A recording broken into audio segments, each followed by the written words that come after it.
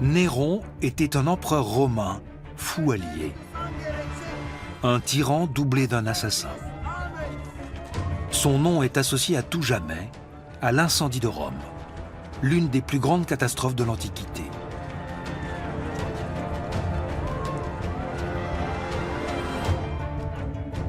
Néron aurait mis le feu à sa capitale pour mieux la reconstruire.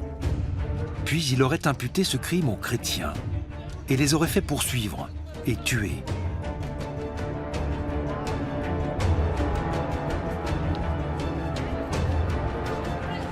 Pierre l'apôtre lui-même aurait été victime des persécutions néroniennes.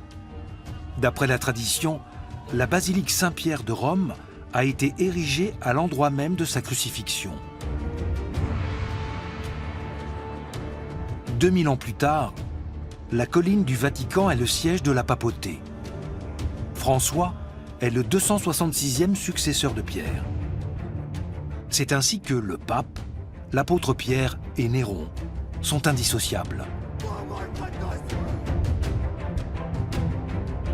Mais Néron a-t-il vraiment brûlé Rome et persécuté les chrétiens?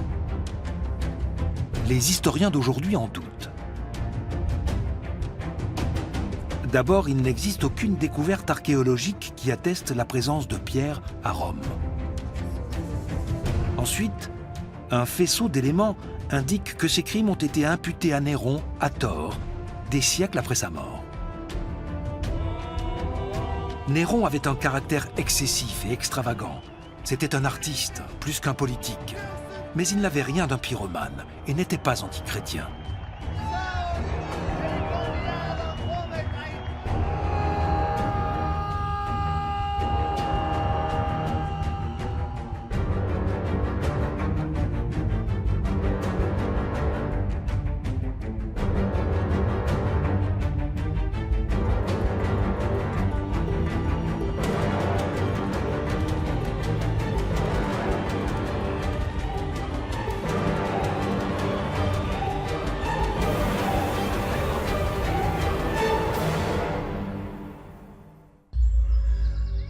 « 18 juillet 64, à Rome.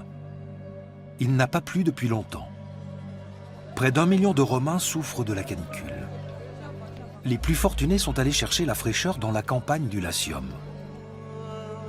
Dans quelques heures, les flammes transformeront la ville en un immense brasier.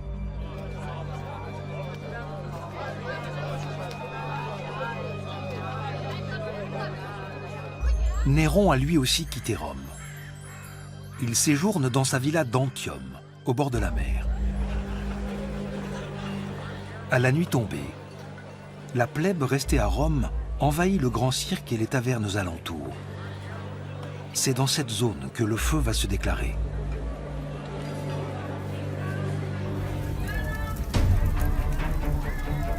L'incendie de Rome va marquer durablement la ville et ses habitants. Par certains aspects, c'est une catastrophe comparable à la destruction de Pompéi. Le feu sévit durant 7 jours. Des milliers de personnes périssent dans les flammes et des quartiers entiers sont détruits. La tradition veut que Pierre l'apôtre se trouve dans la capitale romaine à cette époque. Il sera considéré plus tard comme le premier évêque de Rome.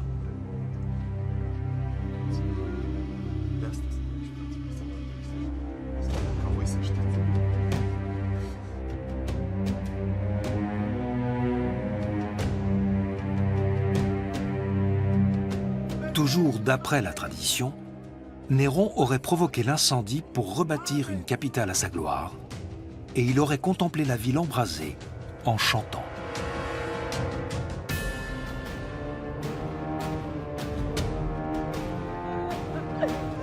Par la suite, il aurait rejeté la faute sur les chrétiens, qui sont morts persécutés par milliers.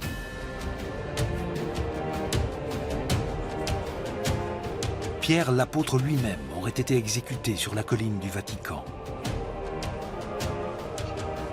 Il aurait été crucifié la tête en bas, à sa propre demande.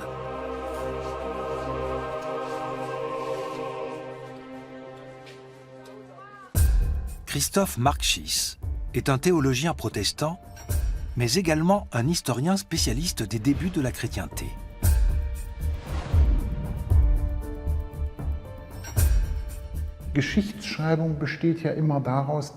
L'historiographie consiste à simplifier un tout petit peu la réalité pour mieux la raconter. C'est donc pour simplifier la réalité qu'on a dit que Néron avait été l'instigateur de la persécution des chrétiens par pure méchanceté. Cette persécution-là n'était pas un acte juridique, alors que les persécutions de chrétiens dans l'Antiquité étaient souvent des procès en parfaite conformité avec les lois de l'époque. Cette fois, c'était un homme au bord de la folie dont on pouvait mettre en doute l'humanité, qui avait assassiné des membres de sa famille, qu'on tenait pour l'auteur de ces atrocités. Je vous laisse imaginer tout ce qu'il peut y avoir de stylisé dans ce récit. Presque tout ce que l'on sait du règne de Néron provient de 3 auteurs latins: Tacite, Suétone et Dion Cassius. Non seulement ces 3 historiens n'ont aucune sympathie pour Néron, mais en plus ils cherchent avant tout à divertir le lecteur. Leurs textes sont donc truffés d'inventions, et la profusion des détails est trompeuse. Aujourd'hui, on a une lecture plus critique des sources antiques, et on remet en question de nombreux faits qu'on a longtemps tenus pour vrais.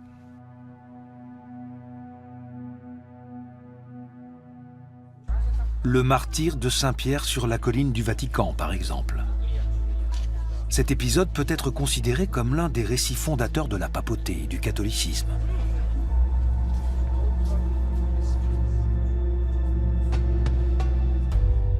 « 15 siècles plus tard, on élève une grande basilique à l'endroit même où Saint-Pierre a été crucifié. Elle va devenir l'édifice central du christianisme.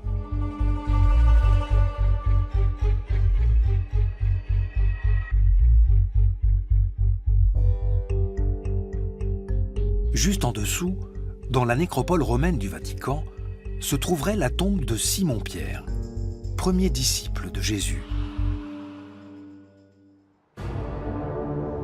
Néron et la papauté sont donc indissociables, puisque la seconde n'aurait sans doute pas existé sans le premier. Chaque semaine, à l'occasion de l'audience qu'il accorde, le pape, le Pontifex Maximus, chef de l'Église catholique, est acclamé par la foule.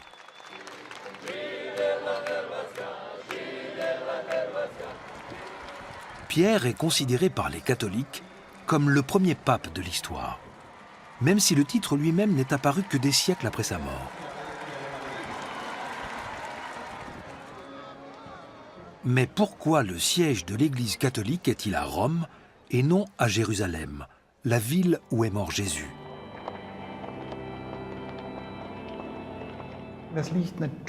Naturellement, c'est d'abord lié à l'importance croissante de la papauté. L'évêque de Rome s'inscrit dans une chaîne ininterrompue d'évêques depuis Pierre, et il devient une figure centrale de l'histoire de l'Occident, non seulement pour la vie spirituelle des chrétiens, mais aussi pour la vie politique. Ensuite, la basilique est très visible. C'est une grande église de la Renaissance. Son architecture, comme sa signification idéopolitique, pourrait-on dire, en font un lieu central. Il est donc naturel qu'on débatte pour savoir si Pierre est vraiment mort là et si l'on peut y voir ses ossements. 2000 ans plus tard, le pape demeure le chef de l'Église catholique. L'histoire de la papauté a commencé comme une tragédie. Mais pour les successeurs de Saint-Pierre, elle finit plutôt bien.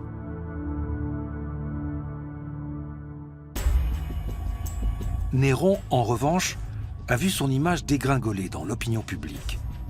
Au fil des siècles, la figure du tyran cruel et fou a évolué jusqu'à devenir l'incarnation même du mal. Peu de souverains auront autant inspiré les peintres et les dramaturges que Néron, ni suscité autant de fantasmes, comme en témoigne l'église de la Piazza del Popolo. Cette place est l'une des plus belles de Rome. Au Moyen-Âge, on raconte que les esprits malins s'y rassemblent autour de la tombe du monstre le plus cruel de l'histoire. Autrement dit, Néron. Le mausolée des Domiti La famille de Néron s'offre en effet à la vue des visiteurs qui pénètrent dans la ville. Et on dit qu'il abrite la tombe du tyran. Les corbeaux qui croassent sur le noisetier au-dessus de la tombe sont sûrement maléfiques.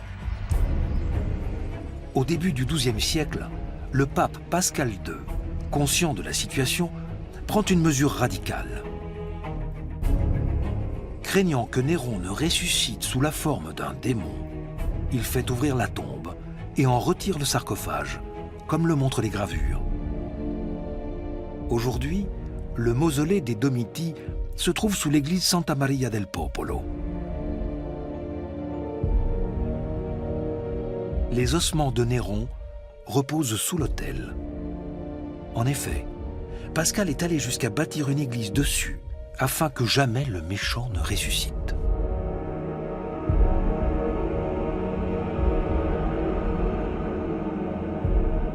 Voilà comment les chrétiens du Moyen-Âge ont usé de magie pour combattre Néron. Aujourd'hui encore, seul le curé de Santa Maria del Popolo sait où sont cachés les ossements.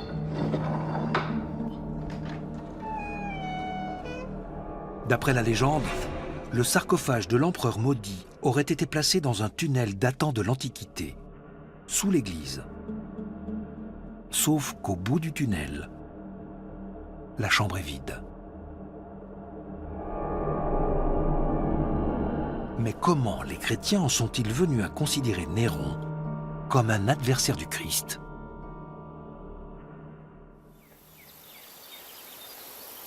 Tout commence à l'ombre du palais impérial, dans le grand cirque dont la piste est encore visible de nos jours.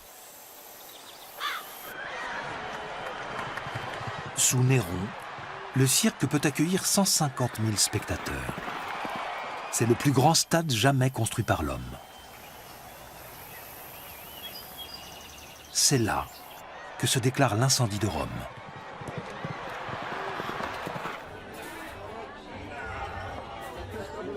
Dans la nuit du 18 au 19 juillet 64, les ruelles qui entourent le Circus Maximus bruissent d'animation. Il y a là des centaines d'échoppes et de gargotes en bois, éclairées à la torche. Toutes les conditions sont réunies pour un incendie. Ce sont tout d'abord les tribunes en bois du cirque, au pied des monts Palatin et Caelius, qui s'enflamment. Le feu se propage dans les venelles, qui se transforment rapidement en fournaises.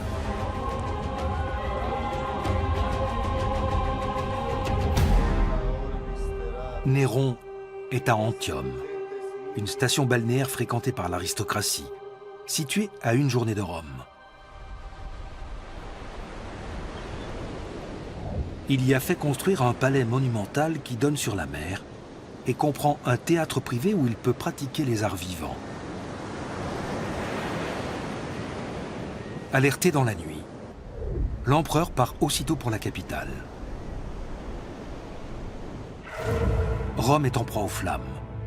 Sur les 14 quartiers que compte la ville, 3 seront totalement détruits et 7 sont en ruine. Les constructions en bois brûlent comme des allumettes. Hommes et bêtes meurent asphyxiés dans les dédales de rue. Les morts se compteront par dizaines de milliers.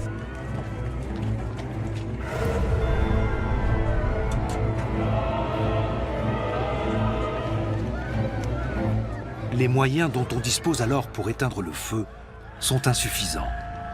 Il se rallume sans cesse et fait rage durant plusieurs jours.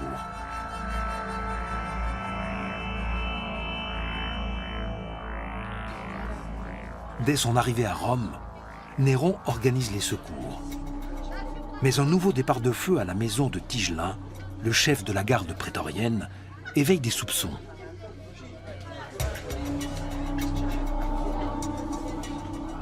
Néron, incendiaire, lit-on bientôt sur les murs de la ville.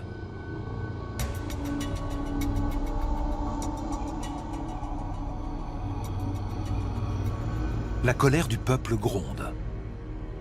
On murmure que Néron a donné l'ordre de brûler la ville, car il ambitionnait la gloire de fonder une ville nouvelle et de lui donner son nom. Néron chantant devant Rome en feu est un cliché.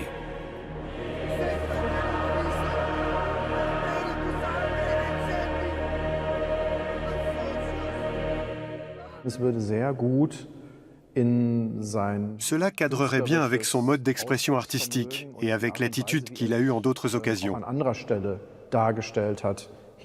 C'est l'une des nombreuses scènes dont on se dit d'emblée qu'on la doit à l'exagération du biographe.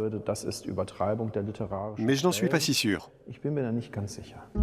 Néron a-t-il incendié Rome? Pour Tacite, il s'agit d'une rumeur. Pour Suétone, c'est un fait avéré. Un siècle après Suétone, Dion Cassius écrit « Il eut le désir d'exécuter un dessein qui avait toujours été l'objet de ses vœux, celui de ruiner de son vivant Rome tout entière et l'Empire. » La grande difficulté, c'est que l'image de Néron est trouble parce qu'elle a été déformée au cours de l'histoire par la haine et les prises de position partisanes. Tacite joue un jeu infâme en suggérant que Néron est responsable de l'incendie de Rome, mais sans le dire ouvertement. S'il l'accusait clairement, on pourrait écarter son témoignage. On pourrait le discréditer en raison de sa franche hostilité à l'égard de Néron. Et comme Tacite présente cela comme une rumeur par nature insaisissable, et qu'il donne toujours une description ambivalente de Néron, on a l'impression que ce dernier a réellement brûlé Rome, beaucoup plus que s'il s'agissait d'une affirmation. Est-ce la revanche d'une élite sur un empereur peu conforme à ses attentes? Le moins qu'on puisse dire est que les historiens latins issus de cette élite se sont empressés de brosser un portrait impitoyable de Néron, dès après sa mort. Or, ce portrait marque encore les esprits au XXIe siècle. Je pense que toute la tradition parvenue jusqu'à nous concernant le célèbre incendie de Rome a été guidée par des intérêts particuliers. Aucun témoignage fiable ne permet de conclure que Néron a réellement incendié Rome. Si on essaie de trouver les arguments en faveur de cette thèse, on se heurte vite à des difficultés. On ne voit pas bien quel aurait été le mobile de Néron.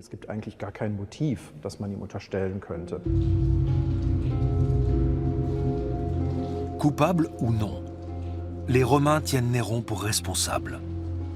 L'empereur n'est-il pas le Pontifex Maximus, le grand pontife qui fait le lien entre Rome et les dieux? Or, ces derniers sont visiblement fâchés. Néron est également le premier vigile de Rome, autrement dit le chef des sapeurs-pompiers.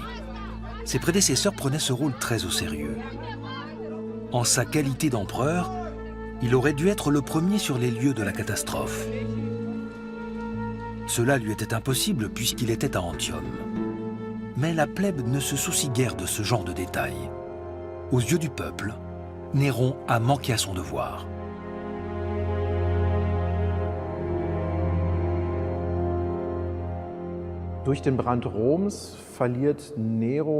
L'incendie de Rome ôte à Néron une bonne part du crédit qu'il avait auprès de la population. Parce qu'il met beaucoup de temps à rentrer à Rome après avoir été alerté. À son arrivée, il prend la tête des secours et lance avec beaucoup d'énergie les premières mesures de reconstruction. Mais cela ne suffit pas à faire oublier qu'il a tardé à arriver. D'autres souverains romains ou même des aristocrates du temps de la République romaine nous ont appris qu'il était essentiel que les chefs se montrent le plus tôt possible sur le lieu d'une catastrophe. Or, Néron ne l'a pas fait. Les tombeaux des premiers chrétiens témoignent des débuts d'une secte appelée à devenir l'une des plus grandes religions du monde. Ils portent le monogramme du Christ. Le X et le P correspondent aux deux premières lettres du mot Christ en grec. L'alpha et l'oméga sont les symboles d'un Dieu qui est le commencement et la fin de tout. Les auteurs latins parlent à plusieurs reprises des chrétiens dans l'épisode de l'incendie de Rome.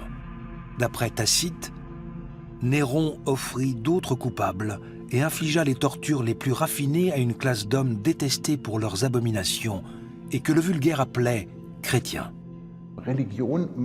La religion rassemble les gens. Les jours de fête, on passe devant les temples et on y envoie au moins un baiser. Mais si un groupe cesse de participer à ces fêtes et qu'à la place il se réunit dans des maisons, un groupe qui rassemble des personnes de rang élevé qui plus est, on se dit, ils sont bizarres ces gens, qui sait ce qu'ils fabriquent? Visiblement, ils n'ont pas envie de se mêler aux autres. C'est ainsi qu'on aboutit à un paradoxe, à savoir qu'une religion de l'amour apparaît comme une religion qui prescrit la haine du genre humain.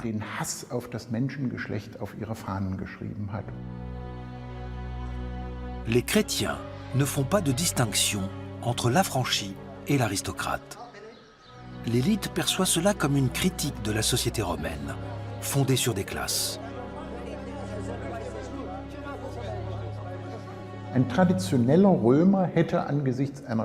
Un Romain attaché aux traditions aurait sans doute dit au sujet d'une communauté chrétienne, c'était d'ailleurs le discours qu'on tenait réellement, on le lit dans les textes latins, « Quelle horreur!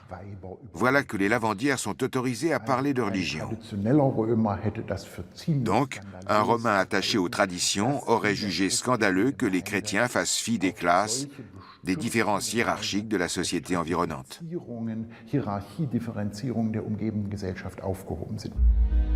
La basilique des saints Jean et Paul se dresse sur le mont Caelius, où vivaient sous Néron les quelques 10 000 Romains les plus fortunés.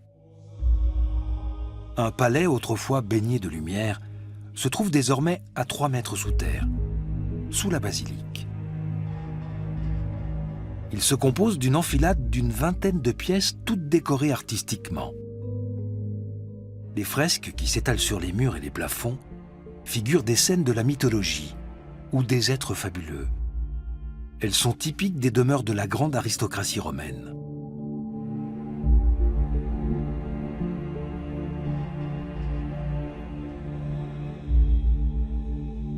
Mais nous nous trouvons ici, dans une maison de Dieu. Les fresques le montrent. Cette Domus Ecclesiae, autrement dit cette maison de l'Assemblée, est la plus ancienne qu'on connaisse à Rome. À l'époque, toutes les religions sont tolérées, et celui qui se convertit au christianisme ne met pas sa vie en danger. 30 ans seulement se sont écoulés depuis la mort du Christ, et ses disciples ont déjà tissé tout un réseau de communautés dans le bassin méditerranéen. Rien qu'à Rome, sous Néron, la nouvelle secte compte quelques 3000 adeptes. Pourquoi séduit-elle autant de Romains?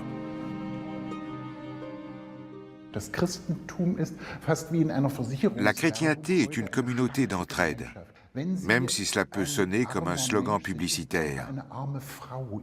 Une personne pauvre, a fortiori une veuve sans le sou, est totalement privée de droits parce qu'elle ne fait pas partie d'une parentèle qui s'entraide.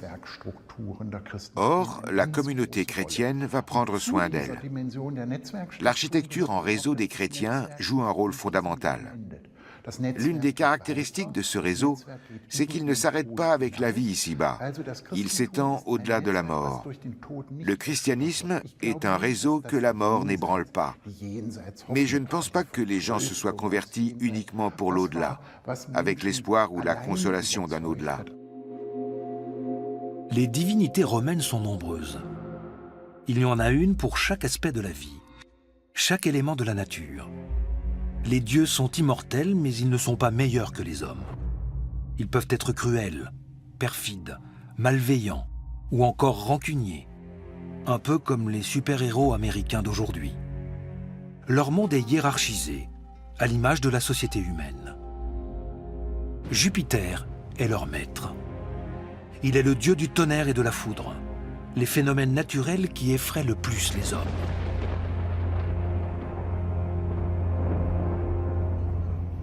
Pour ne fâcher aucune divinité, les Romains ont tendance à adopter aussi celle des peuples qu'ils ont soumis.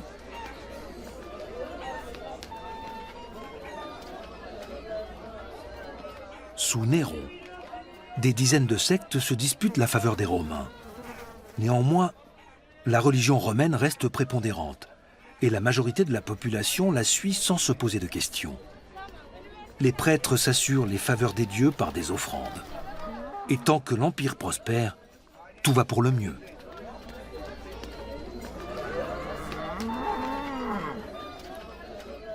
La religion romaine n'a pas de dogmatique, ni de faculté théologique. Ses conceptions ne sont pas définies avec précision. C'est avant tout un ensemble de rituels. On va au temple verser un peu de vin sur une statue ou envoyer un baiser de la main en direction de la statue d'un dieu. Il ne s'agit pas de réciter une profession de foi, ni de partager une certaine conception du séjour des morts. Des inscriptions sur des pierres tombales du 1er siècle montrent que les Romains croient en une vie après la mort.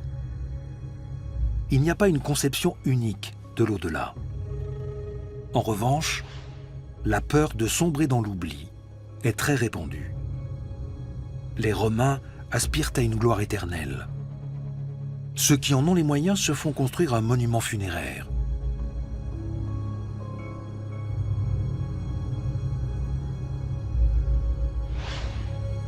Les morts sont honorés, mais aussi redoutés. À la fête des Lémuries, en mai, ils reviennent tourmenter les vivants sous forme d'ombre.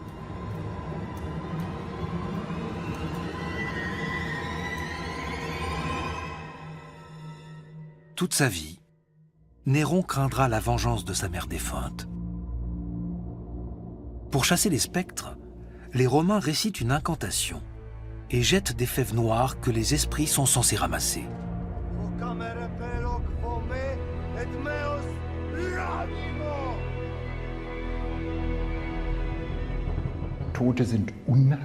Les morts sont inquiétants. Ils peuvent revenir sous forme de spectres. Ils peuvent apparaître aux vivants. Mais les vivants peuvent les chasser, les contenir pour ainsi dire, grâce à des cérémonies qui permettent de savoir ce qu'ils font et de les maîtriser d'une certaine manière. On peut dire que les morts sont ambivalents dans la religion romaine. Il existe un endroit ici-bas où les vivants peuvent rencontrer les morts. Une institution antique qui permet de parler aux défunts.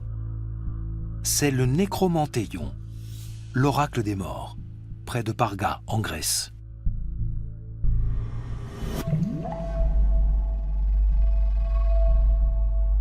C'est là qu'Ulysse consulta l'ombre du défunt Tirésias, après avoir jeûné et s'être sans doute drogué. Ce rituel était destiné à donner aux vivants le courage de rencontrer les morts.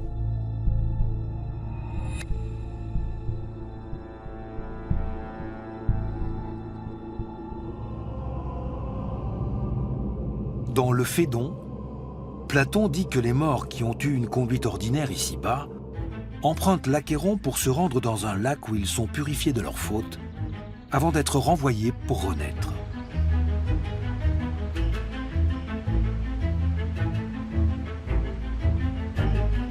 Ce fameux Achéron coule tout près du Nécromantéion.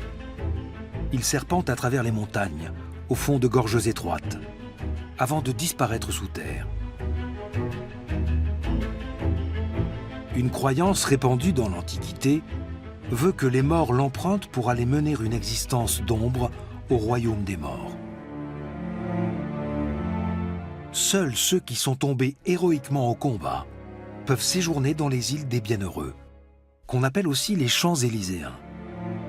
Cette conception de l'au-delà illustre la prééminence des guerriers dans la Rome antique, prééminence qui perdure jusque dans la mort.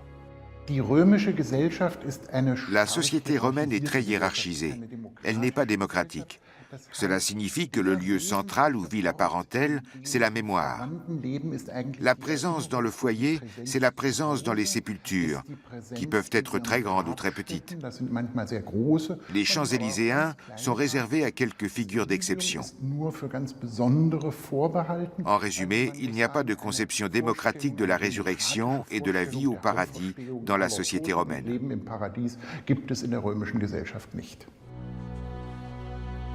À l'inverse, dans la religion chrétienne, les adeptes se rassemblent sans distinction de classe pour les cérémonies. Et il n'y a qu'un au-delà pour tous. C'est une doctrine subversive aux yeux des Romains.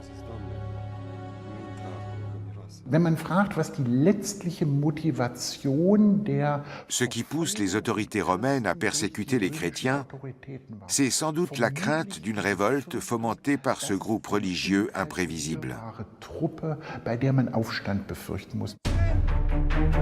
Néron ou ses conseillers ne sauraient imaginer meilleur bouc émissaire que les chrétiens. Leur petite communauté est crainte et exécrée tout à la fois. Après l'incendie de Rome, la plèbe réclame des coupables. Néron redoute sa colère, comme tous les empereurs. Il va alors désigner les chrétiens à la vindicte populaire.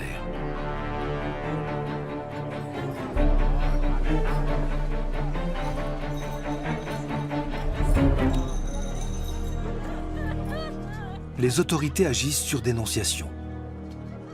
On ignore le nombre exact de chrétiens interrogés ou arrêtés, mais ils ne représentent vraisemblablement qu'une fraction de la communauté.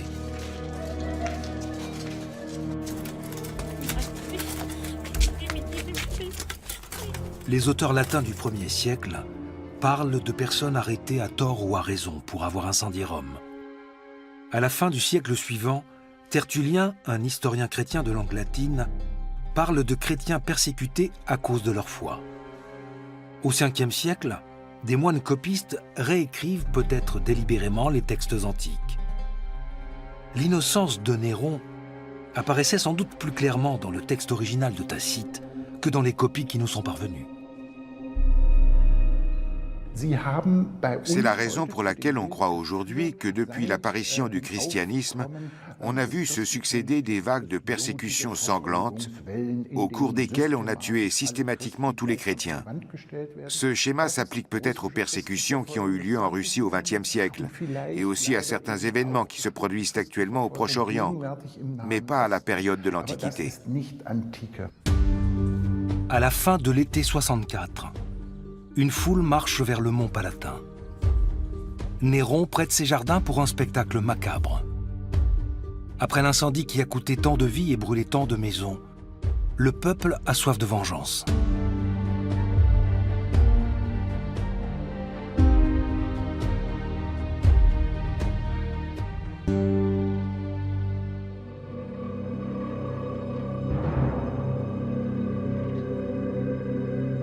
Enduits de poids et crucifiés, ils seront transformés en torches vivantes.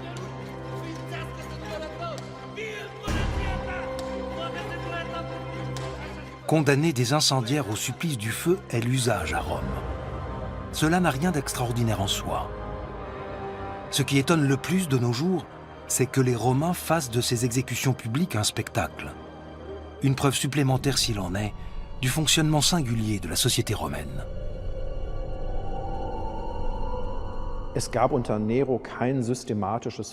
Sous Néron, les chrétiens n'étaient pas poursuivis en raison de leur foi ou pour un autre motif comparable.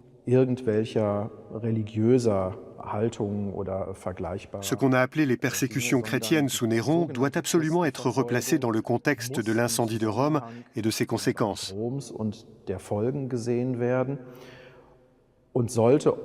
Les bûchers de condamnés étaient avant tout un grand spectacle destiné au peuple endeuillé.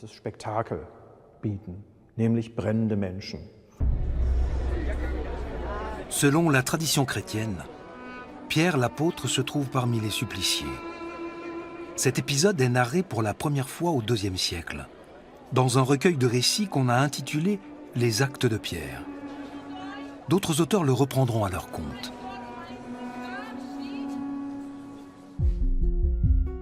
Aujourd'hui, la plupart des chrétiens considèrent cette tradition comme véridique.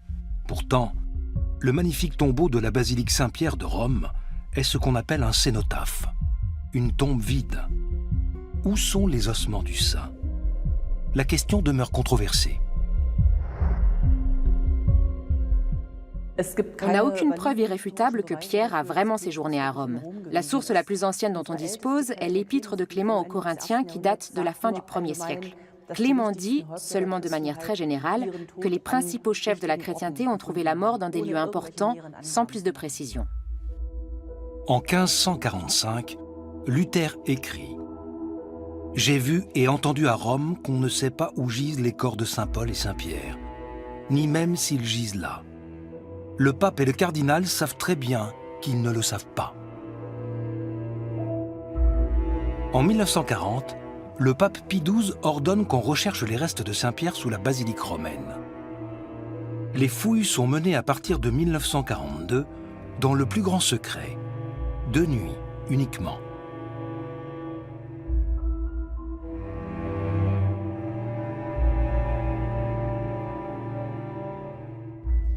Derrière un marbre de l'époque de Constantin, les archéologues amateurs qui conduisent les fouilles tombent sur un petit mausolée antique au mur rouge.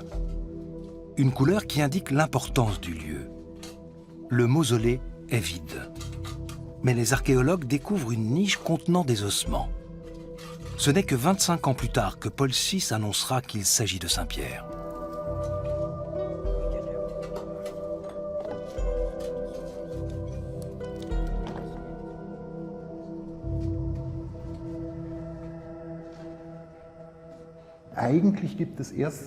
Depuis le XXe siècle, il existe un endroit où sont exposées les reliques de Pierre.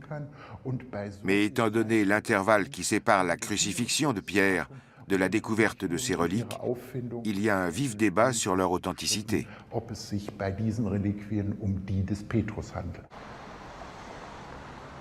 Après l'incendie, Néron fait reconstruire les quartiers détruits. 20 siècles plus tard, il n'y a plus guère de traces du feu. Mais on peut tout de même voir les ruines d'un immeuble d'habitation collective. L'Insula était une architecture d'avant-garde sous le règne de Néron.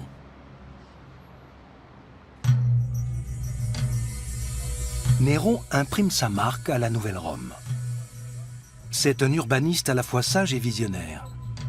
Avec son état-major, il déclare la guerre aux ruelles où l'on suffoque de chaleur l'été. À la place, il trace de larges avenues bordées d'arcades qui donneront de l'ombre. Pour financer ses travaux colossaux, Néron puise dans sa propre cassette. Tacite salue son action avisée.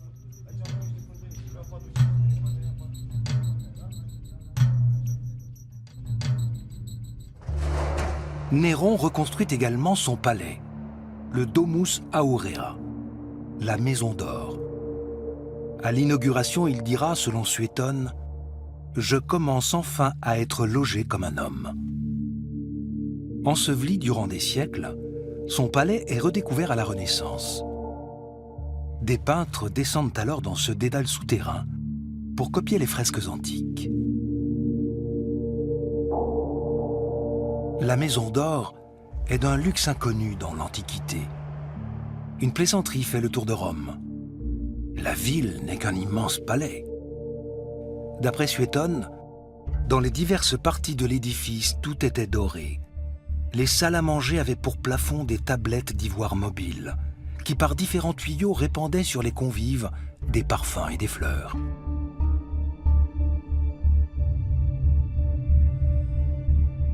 La pièce centrale, octogonale, est surmontée d'une coupole.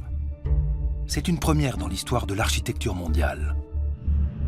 Jour et nuit, elle tournait sans relâche pour imiter le mouvement du monde, écrit Suétone.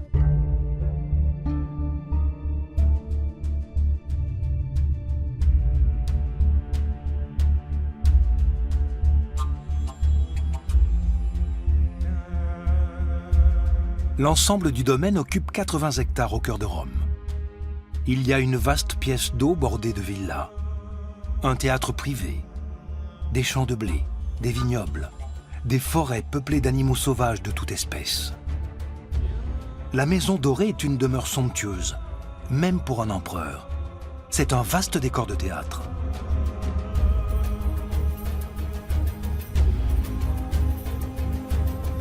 Dans le vestibule, une statue colossale de Néron, en or, s'élève à 30 mètres de hauteur. Folie des grandeurs ou folie pure et simple?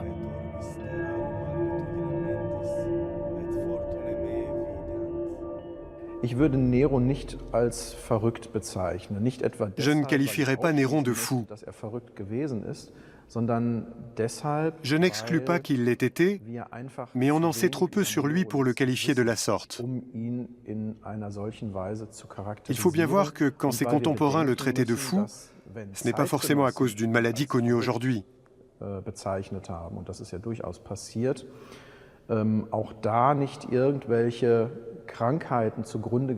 Ça peut être tout simplement une image qu'ils emploient pour désigner un comportement inexplicable, imprévisible et contraire aux usages, qu'ils ne savent pas comment nommer autrement.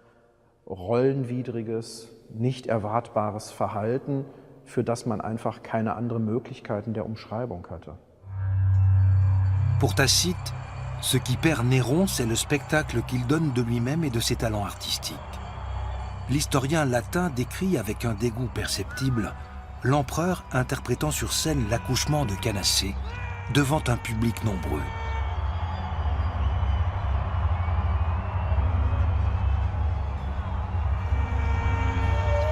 Néron bouscule les rôles et enfreint tous les codes.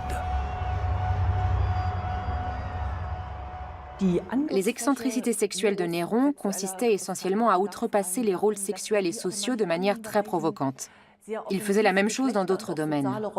Or, un homme qui n'est pas conforme aux normes de la virilité ne peut être un empereur conforme aux normes politiques. En 65, des conspirateurs tentent d'assassiner l'empereur. Les jeux néroniens approchent. Les sénateurs les plus conservateurs redoutent sûrement de nouvelles incartades de Néron. Mais les apparitions sur scène de l'empereur ne scandalisent pas toute la classe aristocratique.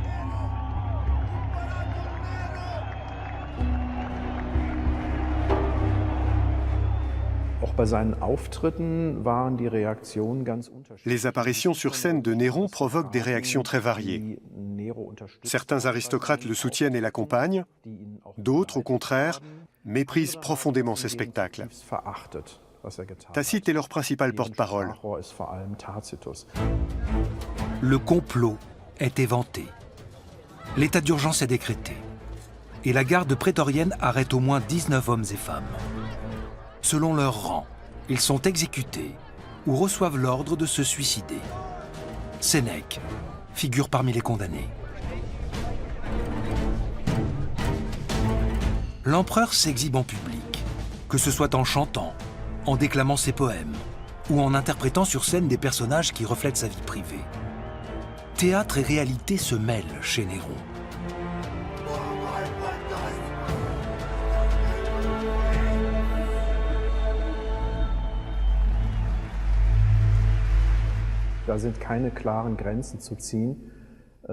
On ne peut pas tracer de frontières nettes.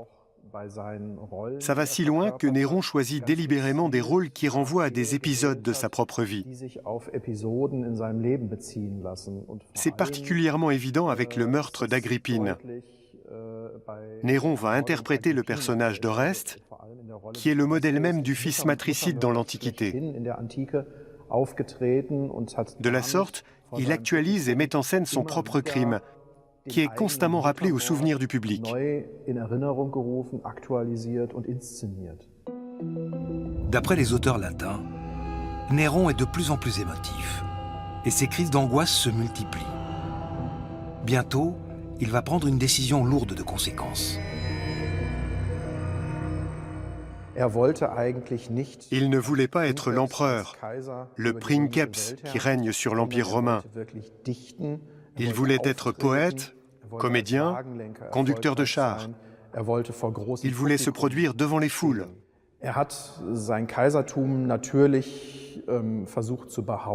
S'il s'est imposé comme empereur, c'est sans doute uniquement parce que ça lui permettait de faire ce qui lui tenait vraiment à cœur.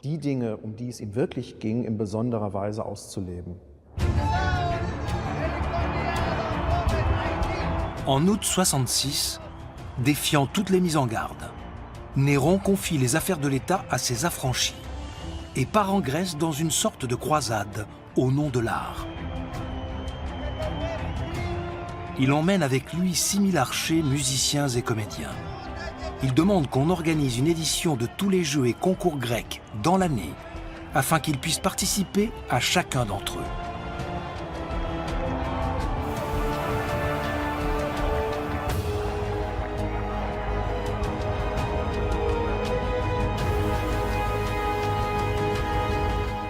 Und dann sehen wir eben, dass Nero vor den Veranstaltungen On voit Néron très excité et tendu à l'approche des Jeux. dass aber trotzdem versucht haben soll, Il tente d'évincer ses adversaires. gegen Konkurrenten vorzugehen, dass dann, Quand il remporte la victoire comme par hasard, il semble surpris et il accueille les honneurs et les applaudissements avec humilité.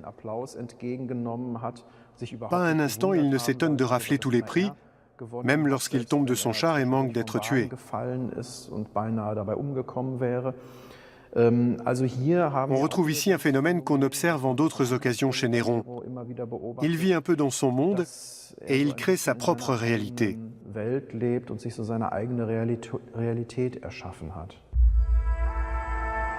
Néron participe à tous les concours sportifs et artistiques. Les organisateurs des Jeux rivalisent d'imagination pour l'attirer. Certains recrutent de vieux chanteurs qui ont encore une belle voix, mais qui n'ambitionnent plus d'être couronnés. Néron se laisse acclamer comme un génie du siècle.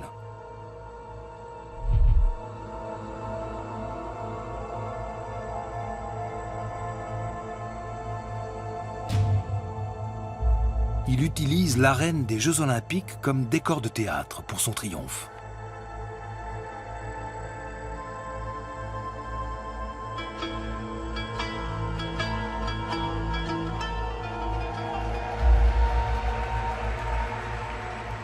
On ne saura jamais avec certitude s'il est naïf, ou au contraire très malin.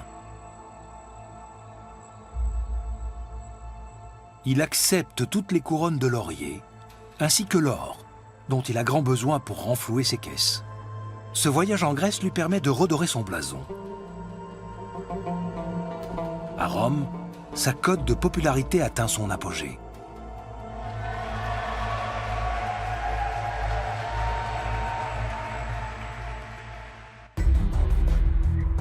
Long de 6 km, le canal de Corinthe a été creusé à travers l'isthme du même nom, pour relier deux mers et éviter un détour de 400 km. Néron va lancer les travaux de percement. Il mobilise 1 millier d'esclaves pour cela, dit-on. À sa mort, le projet est abandonné et ne sera achevé qu'au XIXe siècle.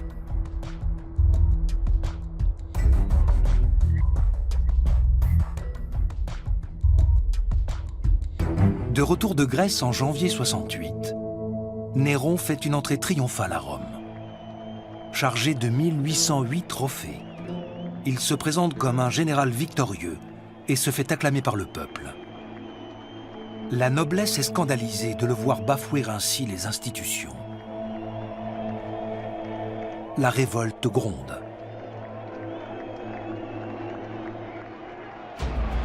Deux gouverneurs de province, Galba et Vindex, se soulèvent contre Néron. Galba est acclamé empereur par ses légions.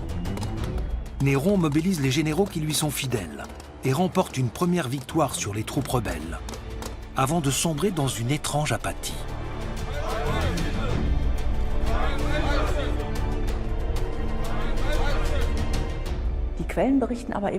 D'après les sources antiques, au moment des premières défections, Néron aurait eu la possibilité de tourner les choses à son avantage s'il avait pris les mesures qui s'imposaient avec détermination en allant à la confrontation. Mais il ne l'a pas fait. Il a tergiversé et a continué à se consacrer essentiellement à son art. Les rangs de l'opposition s'en sont trouvés renforcés et ça a été sa fin. Nymphidius Sabinus, nouveau commandant de la garde prétorienne, fait croire à Néron que tous ses fidèles serviteurs l'ont abandonné. Tacite écrira plus tard « De simples messages, des bruits populaires plutôt que les armes, renversèrent Néron. » Le trait spécifique de Néron, c'est qu'il ne connaissait pas de limites. Il a mis en scène sa vie, il en a fait un grand spectacle. Je crois qu'il avait aussi l'intention de mettre en scène son départ.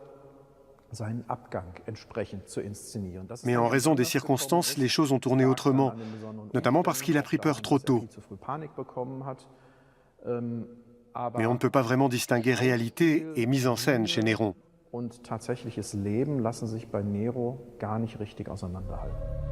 Néron prend la fuite. D'après les chroniqueurs latins, il serait trop lâche pour se suicider. Il donnera ainsi une mauvaise image de lui jusqu'à la fin.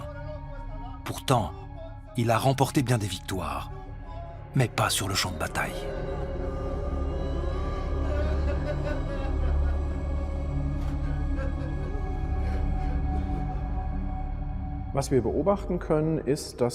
On constate que la littérature latine a connu un nouvel essor sous Néron. Il y avait des traits de caractère positifs dans la personnalité de Néron, notamment son enthousiasme et son amour des arts et de la culture. Il a fait beaucoup pour les arts, l'architecture et les jeux. Le peuple romain était déjà familier de certains aspects de la culture grecque. Mais c'est Néron qui lui a fait connaître l'athlétisme, par exemple.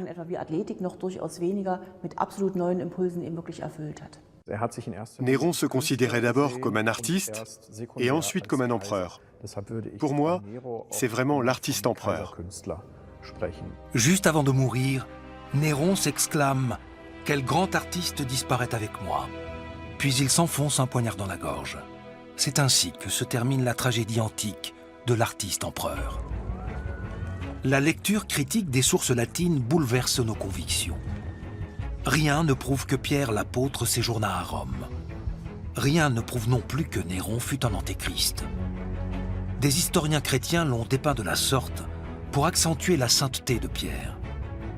Néron n'était pas un monstre. Son règne ne fut pas plus violent que celui des bons empereurs romains. Mais ses adversaires ont noirci son image pour parvenir à leur fin. C'est ainsi que l'évêque de Rome devint le chef de l'Église, et Rome, le centre de la chrétienté.